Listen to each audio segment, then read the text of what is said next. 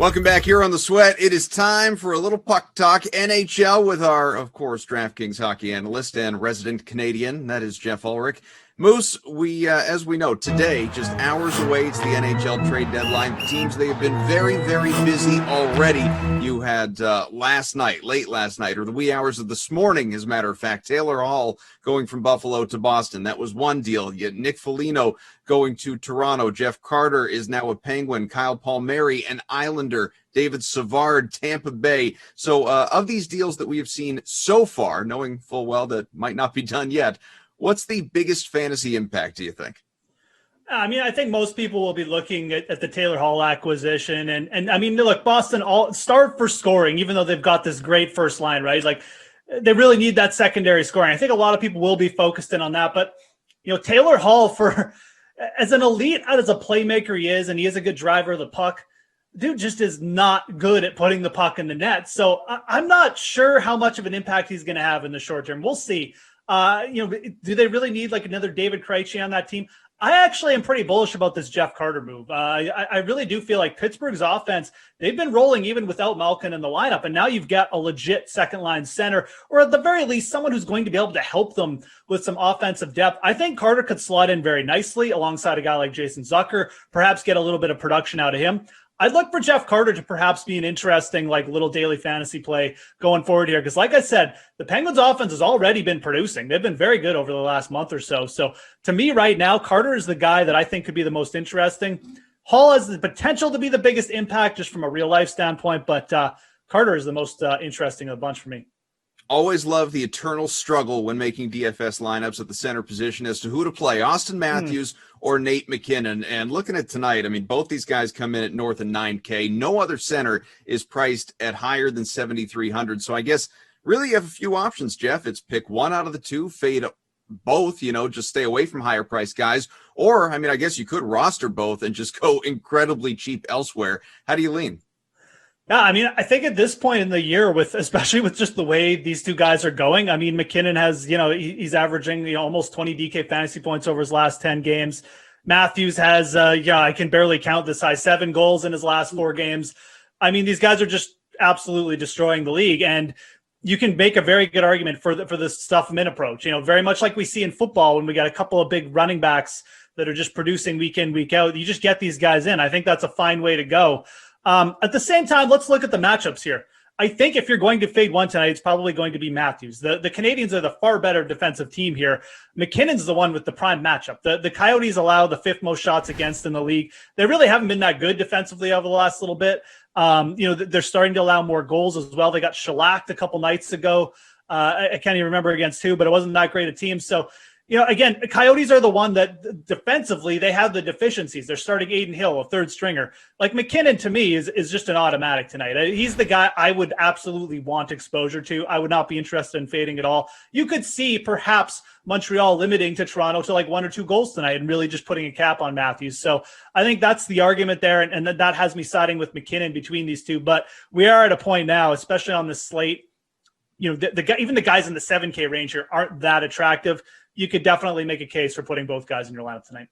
Typically, when you're here with us in this segment, we ask you to pick between a couple of different players. But at the winger spot, you can't ignore the fact that between that 6,500 to 7,500 range, there are just so many good plays available. So who stands out to you? Yeah, so, I mean, my top kind of winger target tonight is definitely going to be Kyle Connor from the Jets, but I think you got to throw Andrew Kopp in the conversation as well. He's only 5,200, but he's going to be playing most likely on the line with them. Now, Blake Wheeler hasn't been in the lineup. He could return, I guess, but either way, Kyle Connor against the Senators, this is a primo matchup. I mean, the Jets have a top 5 power play. The Senators' penalty kill is brutal. The Senators allow a ton of shots on goal and scoring chances. And Connor he's averaging over about a point per game over his last 10 games. He's still averaging 3.5 shots on goal per net. This is, again, just a pure matchup play. You look at the other guys in his range.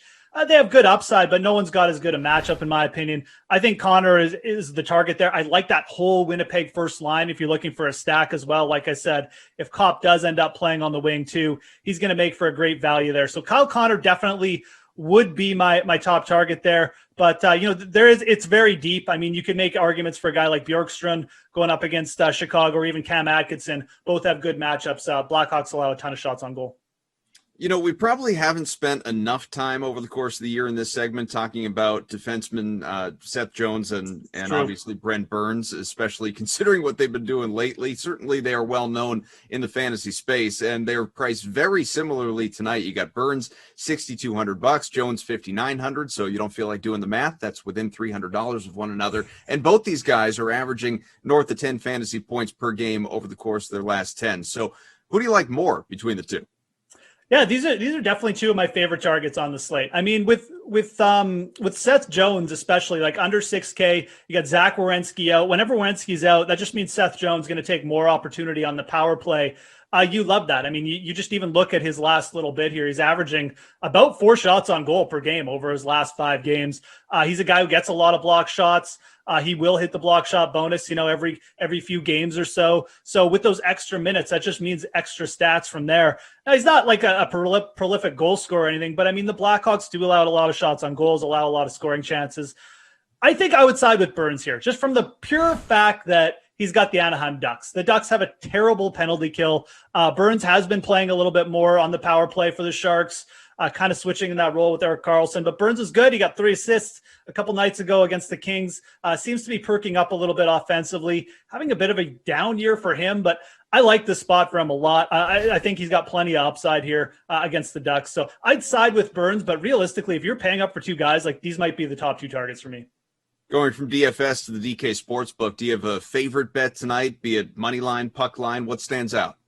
Yeah, so, I mean, I just talked up Brent Burns, and it is a really good matchup, but, when you look at the Ducks and the Sharks, I mean, like the Sharks just traded away Devin Dubnyk. There's word that they might just be starting their 3rd and 4th string goalies now the rest of the way just to get them some experience. Then you have the Ducks, who they're a worse team in most of the stats, but they do have John Gibson in net, and Gibson's been quite good of late. 3 of his last 5 games has seen him allow 1 goal or less.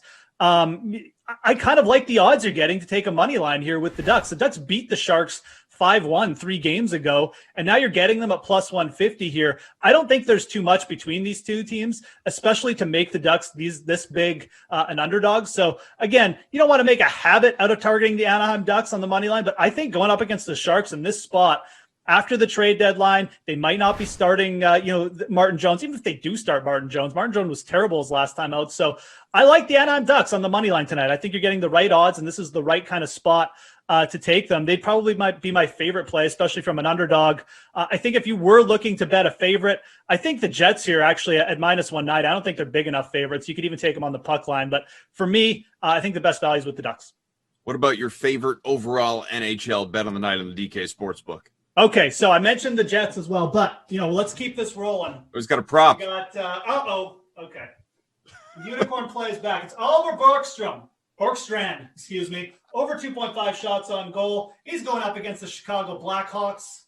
Blackhawks allow the 2nd most shots on goal per game in the league. Bjorkstrand is averaging 2.6 shots on goal over his last 10 games. Those are good odds. You're getting almost even money to take the over there. So give me Bjorkstrand over his shot on goal prop.